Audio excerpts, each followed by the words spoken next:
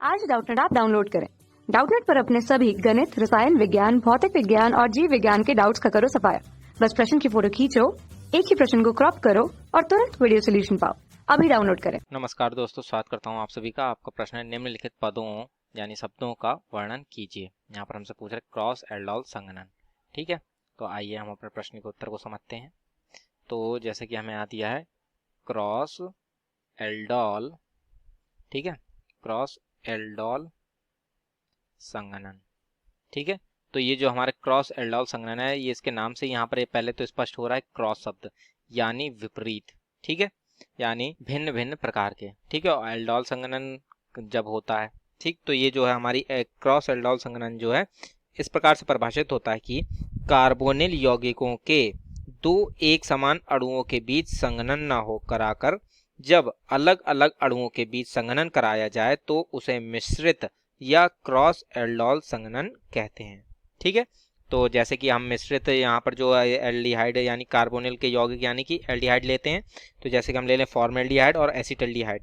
तो जब हम ये फॉर्मेल्डिहाइड तथा एसिटल्डिहाइड का संघनन कराएंगे तो यह हमें जो है जो उत्पाद प्राप्त होंगे यानी कि जो हमारा बीटा हाइड्रोक्सी प्रोपिनोल्डिहाइड जो हमें प्राप्त होता है वह हमारा क्रॉस एल्डोल संघनन अभिक्रिया कहलाती है। ठीक है, तो आइए इसको हम यहाँ पर लिख लेते हैं कि तो जैसा कि हमने यहाँ पर लिख लिया है कि कार्बोनिल यौगिक के दो एक समान अणुओं के बीच संघनन न करा के अलग अलग अणुओं के बीच संघनन कराया जाए तो उससे मिश्रित या क्रॉस एल्डोल संघनन कहते हैं। ठीक है, तो ये हमारे इस प्रकार से परिभाषित हुई है क्रॉस एल्डोल अभिक्रिया। तो जैसा कि हमने कहा था कि यदि हम फॉर्मेल्डिहाइड और एसिटल्डिहाइड, जैसे कि देखें ये दोनों भिन्न भिन्न हमारे एल्डिहाइड के सदस्य हैं, इनके मध्य जब हम एल्डोल संघनन कराते हैं तो ये हमारी जो है क्रॉस एल्डोल संघनन कहलाती है। ठीक है, तो आइए अब हम इनकी रासायनिक समीकरण को देख लेते हैं। तो जैसा कि हमने कहा था फॉर्मेल्डिहाइड, तो फॉर्मेल्डिहाइड का जो हमारा सूत्र होता है वह होता है HC डबल बॉन्ड OH। ठीक है, ये हमारा फॉर्मेल्डिहाइड हो गया।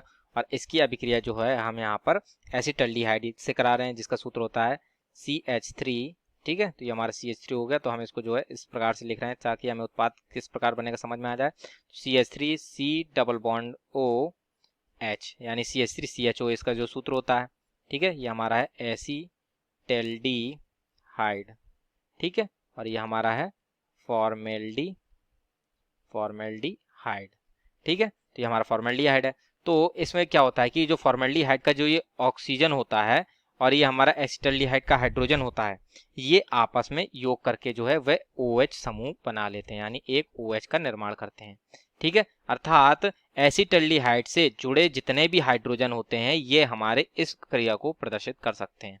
ठीक है, तो यानी कि ये एसिटल्डिहाइड में जैसे कि ये तो पहली पद में यानी पहली अभिक्रिया जब हुई तो ये ऑक्सीजन जो है एक फॉर्मेल्डिहाइड का ये एक ऑक्सीजन जो है एक हाइड्रोजन के द्वारा OH समूह का निर्माण करेगा। अब ऐसे ही ये हमारे यहाँ पर दो अल्फा हाइड्रोजन जो है और रह जाएंगे जो कि हमारे दो फॉर्मेल्डिहाइड से और योग कर सकते हैं। ठीक है, तो पहले तो हम ये इस अभिक्रिया को देख लेते हैं। तो इसके फलस्वरूप यहाँ पर जो है हमें यहाँ पर प्राप्त होता है H। ठीक है, HC ये और ये हमारा यहाँ बन जाएगा OH। ठीक है, तो इस OH को जो है हम यहाँ ना लिखकर ऊपर लिख लेते हैं। ठीक है, तो ये हमारा OH आ जाएगा और जो एक हाइड्रोजन जुड़ा था उसको हमने यहाँ जोड़ दिया और ये जो है ये कार्बन जो है अब हमारे आगे इस कार्बन से जुड़ जाएगा।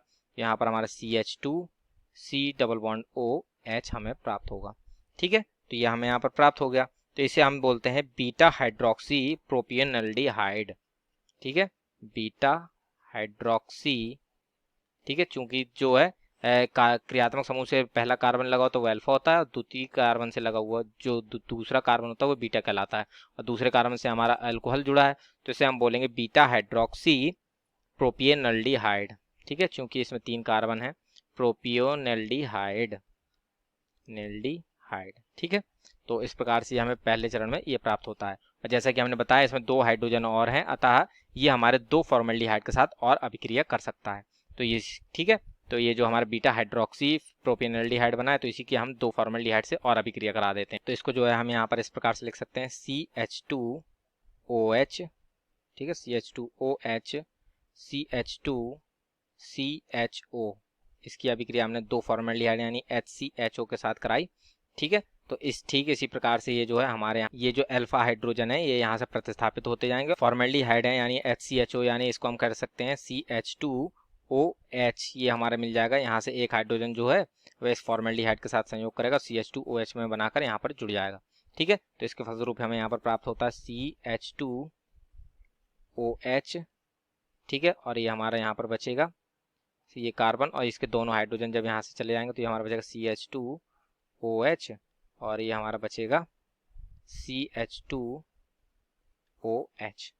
ठीक है, तो ये हमारा ये बन गया, तथा ये इसको हम आगे बढ़ाएंगे तो ये बनेगा CHO। ठीक, तो इस प्रकार से ये जो है अंतिम में यहाँ पर हमें उत्पाद के रूप में प्राप्त होगा। तो ये जो हमारी अभिक्रिया है ये हमारी क्रॉस एल्डोल संघनन कहलाती है। ठीक है, तो इस प्रकार से हमारे प्रश्न का उत्तर पूर्ण होता है। आशा करता हूँ आप सभी को उत्तर समझ में आया होगा। धन्यवाद। कक्षा 6 से 12वीं से लेकर नीट, IIT, JEE वो एडवांस के लेवल तक 1 करोड़ से ज्यादा छात्रों का भरोसा। आज ही डाउनलोड करें डाउटनेट ऐप या व्हाट्सएप करें अपने सारे डाउट्स 8400 400 400 पर।